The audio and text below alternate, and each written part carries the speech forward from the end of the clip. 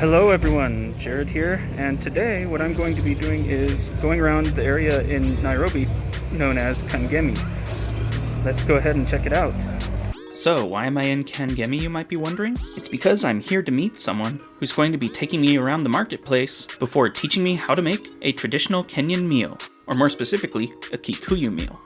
It takes a little while to get out here from where I've been staying, and you can definitely notice the wealth disparity as you move closer to this area, but it's also in some of these poorer areas where you're going to be able to find some of the best deals. Anyways, let's go ahead and tour Kangemi together. My name is Nimoh. I'm going to be taking you on a tour of Kangemi market. This is the market. We'll do a grocery shopping for what we'll be making later on, and come along. Alright, let's go. And so, we began walking around the marketplace, looking for the ingredients for the 4 different dishes we're going to be making. So, this is the market for guys living along the Wayaki Way, and we get the produce along this road.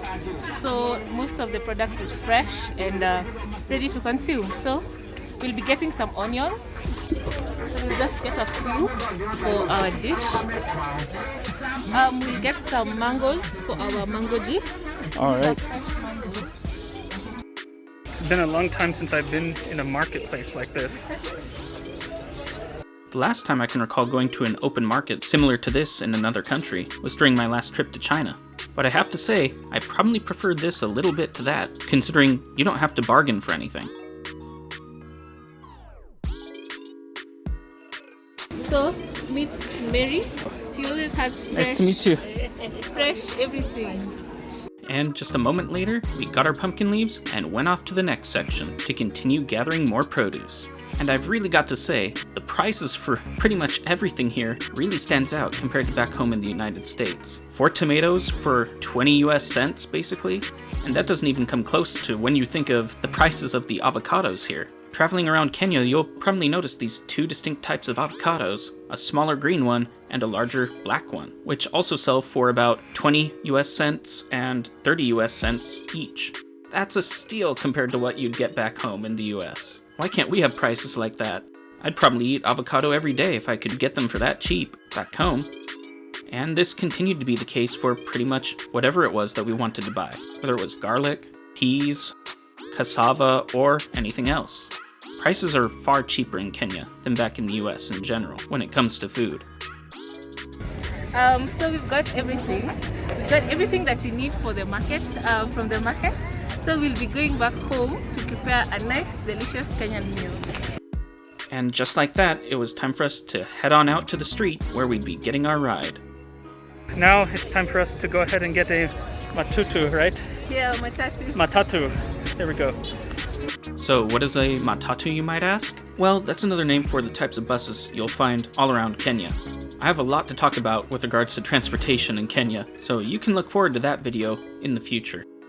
But anyways, it wasn't long before it was our time to stop and get off. Hey guys, so we are at my hood. This is Nimoh. We'll be taking a walk along the residential area. Come along. After a quick stop over at the butcher's place, we got our cuts of goat meat, put them in the bag, and began our walk through the neighborhood, passing by quite a bit of construction before eventually reaching Nimoh's place, where our cooking would begin. Once we were finally settled, it was time for us to begin our process of cooking, which of course starts with the preparing of ingredients. So in this part that I'd like to call Step 0, we did your basic prep work, such as removing the corn from its stalk and peeling the potatoes, as well as removing the stems from the pumpkin leaves. This part's really important because you don't want to have any clumps left in for reasons that you'll see later in the cooking process.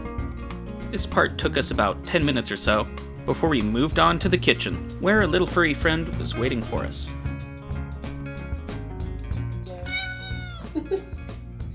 So we finished preparing all the vegetables. The potatoes and the maize. What's next? We want to clean the veggies and clean the meat, and then maybe drain the water from the potatoes and now start cooking. Cooking will take roughly an hour. So after 1 hour, everything will be ready. I'll take you step by step. Okay.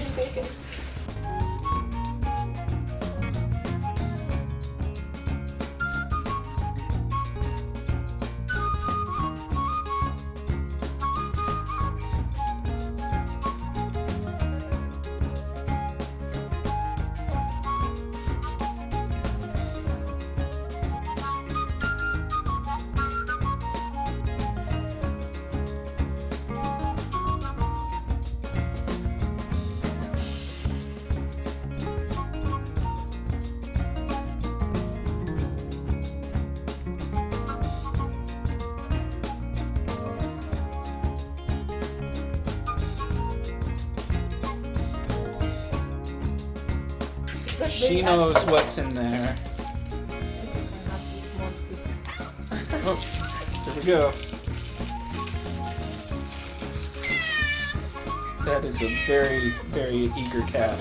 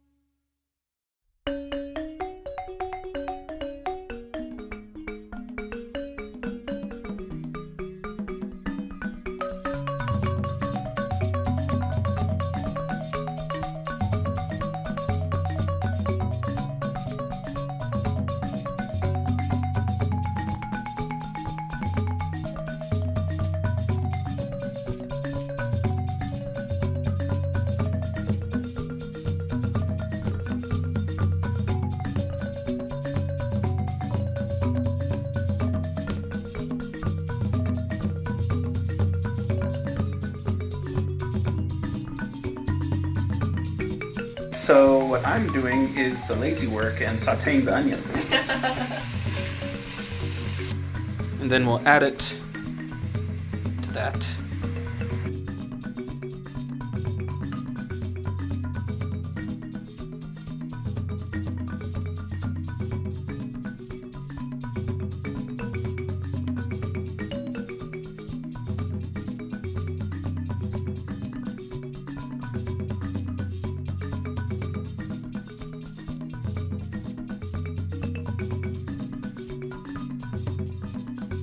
Now is the fun part, the mashing.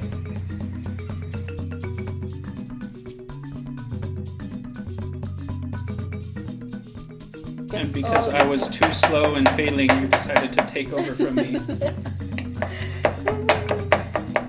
So you get all those tiny small... Yeah, that spoon seems much better at chopping up the potatoes. But look at this lightning speed compared to what I was doing. And we are done. Nimoh is ready.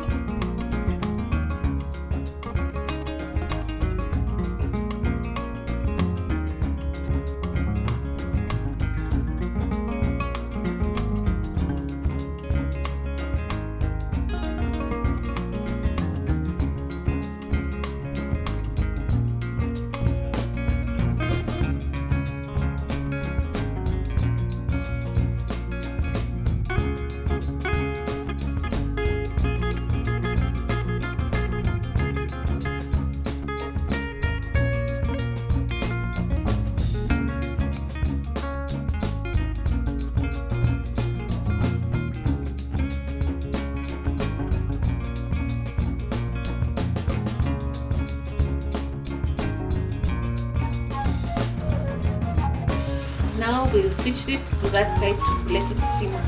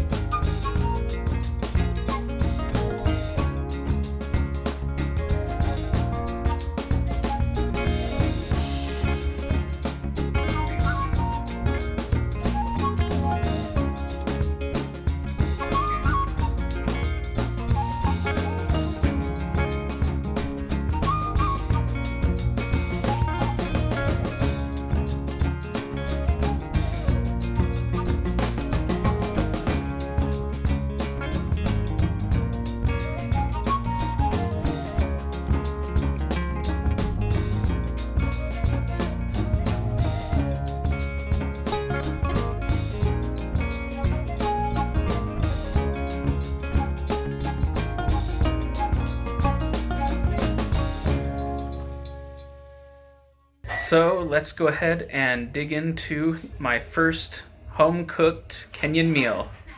First, of course, we have this mango apple juice, our main course, the goat stew, the mokimo, our starch dish made of the corn, mashed potatoes, and pumpkin leaves,